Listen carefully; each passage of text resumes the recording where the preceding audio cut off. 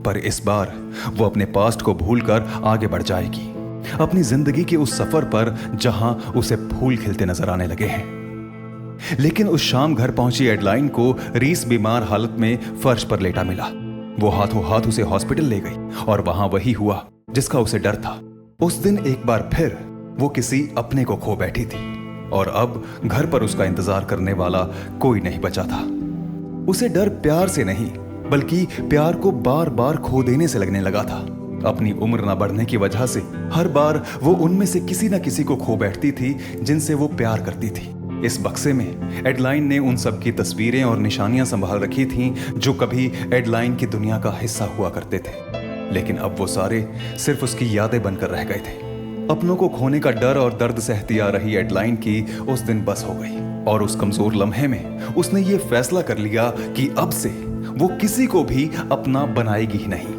उस दिन अपने दिल पर पत्थर रखकर उसने एलिस और उसकी दी किताबों को अच्छी यादें समझकर अपनी बाकी यादों के साथ अपने यादों के बक्से में बंद कर दिया। कई दिनों से दर्द में डूबी एडलाइन जब एक शाम अपने घर से निकली तो घर के पास ही उसे एलिस मिल गया। एलिस जेनी के लिए फिक्रमंद था, बस इसीलिए मुंह उठाकर चला आया था। लेकिन जेनी को जैसे ही पता लगा कि एलिस ने उसके घर का पता लाइब्रेरी से निकलवाया है तो उसने उस बात का बतंगड़ बनाकर एलिस को साफ शब्दों में समझा दिया कि वो सच में शहर छोड़कर जा रही है, इसलिए अब वो उससे कोई उम्मीद ना रखे। देखिए कितना अजीब होता है ना इंसान, बार बार दिल टूटने के डर से तंग आकर खुद अपने ही हाथों अपना ही दिल तोड़ बैठता है और फिर उसे छुपाता भी फिरता है। मगर जाने से पहले पैकिंग में अपनी माँ का हाथ बंटाने आई फ्लेमिंग की आंखों से उसकी माँ का वो टूटा हुआ दिल छुप नहीं पाया, जिसे देख फ्लेमिंग ने अपनी माँ को समझाते हुए कहा कि बस अब और नहीं भागना। वो लोग जो कभी उसे ढूंढ भी रहे थे वो कब की दुनिया छोड़कर जा चुके हैं, इसलिए अब उसे रुक जाना चाहिए और अपने लिए एक जीवन साथी ढूंढ लेना चाहिए। इतना सुनते ही वो एडलाइन जो एलिस के साथ फिर से जी उठी थी, उसके मुंह से एलिस का जिक्र निकल आया। एलिस के बारे में जानने के बाद फ्लेमिंग ने उसे एलिस से फिर से बात करने और सारे डर पीछे छोड़कर आगे बढ़ जाने का हौसला दे दिया।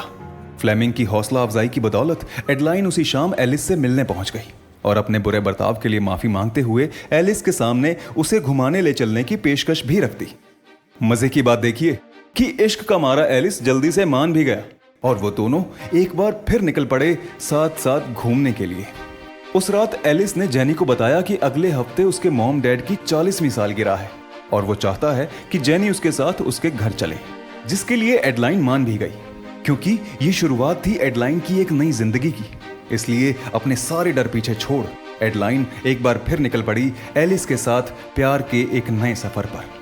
हालांकि एलिस के मॉम डैड की सालगिरह को अभी एक हफ्ता था, मगर एलिस जेनी को अपने घर वालों से मिलवाने के लिए एक हफ्ता पहले ही अपने घर पहुंचने वाला था, जहां उनका बड़ी बेसब्री से इंतजार भी हो रहा था। लेकिन एलिस के साथ घर पहुंची जेनी पर नजर पड़ते ही एलिस के डैड विलियम के मुंह से निकले एडलाइन नाम के जिक्र ने जेनी को अंदर तक हिला कर रख दिया। तब बात को संभालते हुए एडलाइन ने उन्हें अपना नाम जेनी ही बताया, जिस पर विलियम ने बताया कि जेनी की शक्ल उसकी एक काफी पुरानी दोस्त एडलाइन बोमन से हूबहू मिलती है। तब जेनी ने एक झूठ बोला कि दरअसल एडलाइन उसकी माँ का नाम है। उसके इस झूठ ने विलियम के जज्बात उथल पुथल कर दिए, जिसके बाद वो अपनी और एडलाइन की दोस्ती को लेकर कई बातें बोलता चला गया। ये वो बातें थी जिनके बारे में आज तक उसकी पत्नी तक को नहीं पता था।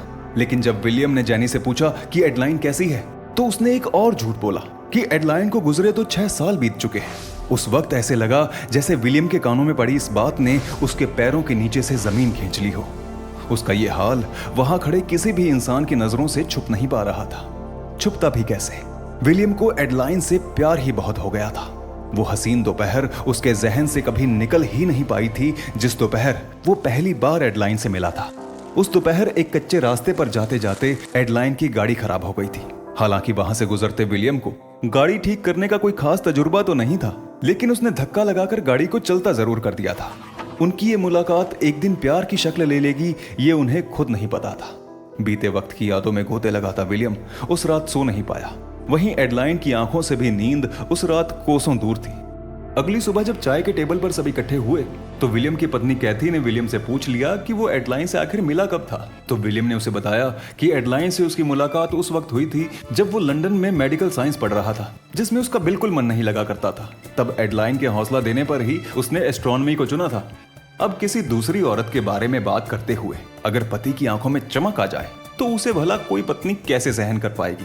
कैथी के साथ भी यही हुआ और वो नाराज होकर अंदर चली गई। क्योंकि विलियम और कैथी की शादी को 40 साल होने को आए थे और इतने सालों में वो दोनों एक दूसरे को काफी समझने भी लगे थे, इसलिए विलियम ने कैथी को जैसे तैसे मना ही लिया। शाम होते होते घर के माहौल में फिर से खुशनुमाई आ गई और जब सभी घर वालों ने साथ बैठकर एक गेम खेलना शुरू किया तो बातों ही बातों में वहां डेला नाम का जिक्र हुआ, जिसे सुनकर एडलाइन को बड़ी हैरानी हुई। तब एलिस ने उसे कहा कि अरे, मैंने तुम्हें बताया था ना कि मेरे डैड एक कॉमेट के इंतजार में हैं। उसका ही नाम उन्होंने हमारी एक रिश्तेदार एडल की याद में डेला C1981 रखा है। यह सुनकर एडलाइन का मन भर आया, क्योंकि डेला तो असल में उसी का निकनेम है जो उसने कभी विलियम को बताया था और विलियम उसे आज भी अपनी यादों में जिंदा रखे बैठा है। अगली सुबह वॉक के लिए निकल रही जेनी को अपनी सालगिरह की तैयारियों में लगा विलियम घर के बाहर ही टकरा गया। विलियम अब पूरी तरह से यह मान चुका था कि एलिस के साथ उनके घर रहने आई ये लड़की एडलाइन नहीं बल्कि उसकी बेटी जेनी है। मगर जेनी के हाथ पर दिखे चोट के एक निशान ने उसे फिर से एक गहरी कश्मकश में उलझा दिया। जेनी के वॉक पर निकलते ही वो पागलों की तरह अपने स्टोर रूम की तरफ दौड़ पड़ा। दरअसल विलियम वही शख्स था जो उस दिन पार्क की बेंच पर हाथ में अंगूठी लिए एडलाइन की राह देख रहा था। उसे तो कभी ये तक नहीं पता लग पाया था कि एडलाइन यूं अचानक आखिर कहाँ गायब हो गई। लेकिन आज उसने जेनी के हाथ पर जो निशान देखा, उस निशान को वो अच्छे से पहचानता है। बड़ी बेचैनी से स्टोर रूम में कुछ ढूंढ रहे विलियम के हाथ तभी वो इकलौती तस्वीर आ लगी जो कभी एडलाइन के हाथ पर चोट लगने के कुछ देर बाद ही खींची गई थी। ये वो दौर था जब विलियम मेडिकल साइंस पढ़ रहा था और उस वक्त उसने ही एडलाइन की उस चोट पर स्टिचेस लगाए थे। उस तस्वीर को देखते ही विलियम को यकीन हो गया कि जेनी ही एडलाइन है और वो पहुंच गया एडलाइन के सामने, बरसों से अपने अंदर दबे सवालों के जवाब मांगने। एडलाइन के सामने पहुंचते ही विलियम ने उसके झूठ के सारे पर्दे एक ही पल में तार तार करके रख दिए। तब आखिरकार विलियम को वो सच सुनाई दिया जिससे वो अब तक अनजान था। अपने वरदान की वजह से भागते भागते थक चुकी एडलाइन की बातें सुनकर विलियम को उस पर तरस आने लगा। तब मौके की नजाकत को समझते हुए उसने कहा कि जैसे वो कभी उसे छोड़कर चली गई थी वैसे वो कभी एलिस के साथ ना करे। नेक दिल विलियम ने उसे एलिस की खातिर ही सही मगर रुक जाने की गुजारिश की, मगर सच का सामना करने के बजाय एडलाइन तो बस उससे भागना सीख चुकी थी। इस बार भी उसने वही किया। वो भागती भागती घर पहुंची। उसने फटाफट अपना सामान समेटा, एलिस के लिए एक नोट लिखकर छोड़ा और फौरन वहां से निकल गई। पीछे पीछे घर पहुंचे विलियम ने उसे एलिस की दुहाई देकर फिर से रोकने की कोशिश की, मगर डरी हुई एडलाइन अब कहां रुकने वाली थी। उधर नहाकर निकले एलिस को कमरे में रखा वो नोट मिला जिस पर लिखा था, एलिस मुझे माफ कर देना, मैं ये सब नहीं कर सकती और ना ही मैं तुम्हें कुछ समझा पाऊंगी। जेनी। नोट पढ़ते ही एलिस हड़बड़ाया हुआ बाहर आया, मगर जेनी तो कब की जा चुकी थी। उसने अंदर आकर अपने डैड से बात की। चूंकि विलियम जानता था कि जैसे बरसों पहले एडलाइन उसे छोड़कर चली गई थी वैसे ही वो आज एलिस को भी छोड़कर जा चुकी है, इसलिए विलियम ने उसे बताया कि जेनी सच में चली गई है और अब वो कभी वापस नहीं आएगी। मगर जेनी के प्यार में डूबा एलिस इस बात को मानने के लिए तैयार ही नहीं था, इसलिए वो निकल पड़ा अपनी जेनी को ढूंढने। डर के समंदर में हर बार और गहरी डूबती जा रही एडलाइन जिंदगी के रास्तों पर बस भागे चली जा रही थी। इस भागम भाग में वो कितना कुछ पीछे छोड़ आई थी ये सिर्फ उसका दिल ही जानता था। बस एक ही चीज ऐसी थी जिसके बारे में उसे कुछ नहीं पता था, वो ये कि आखिर रुकना कहाँ है।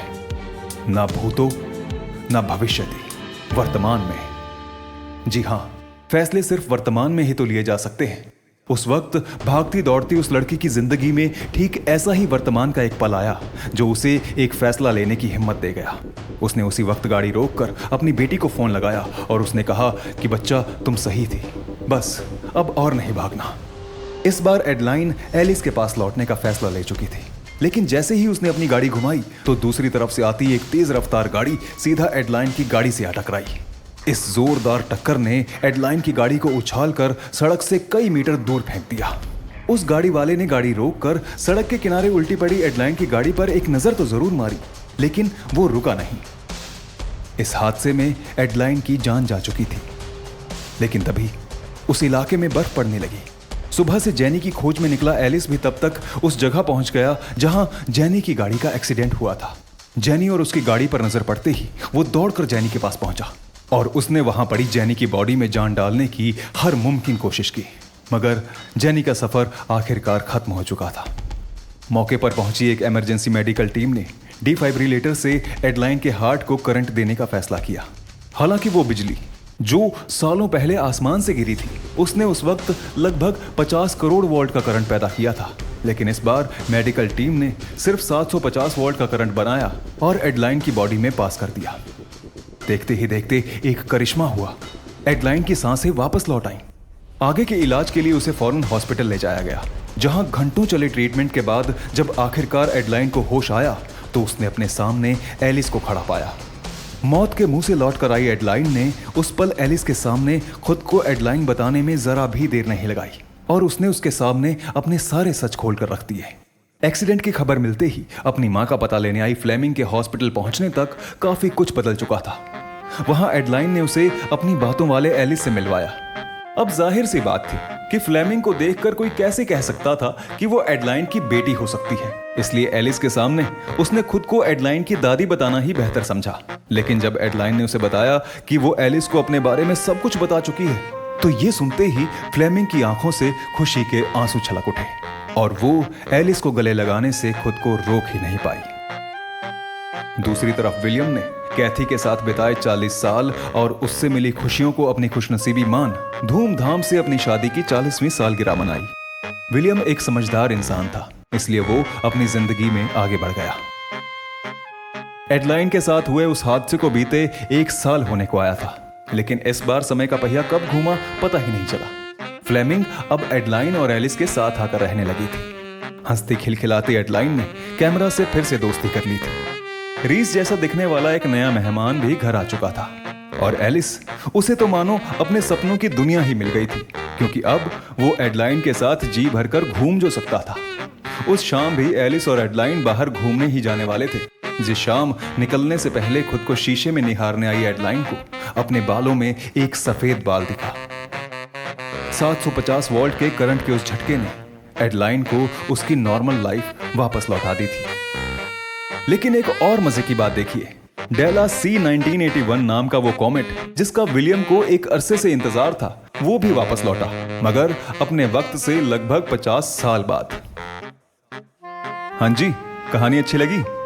तो एक बात बताइए, अगर आप एडलाइन की जगह होते और उम्र न बढ़ने का करिश्मा आपके साथ हुआ होता, तो आप क्या करते?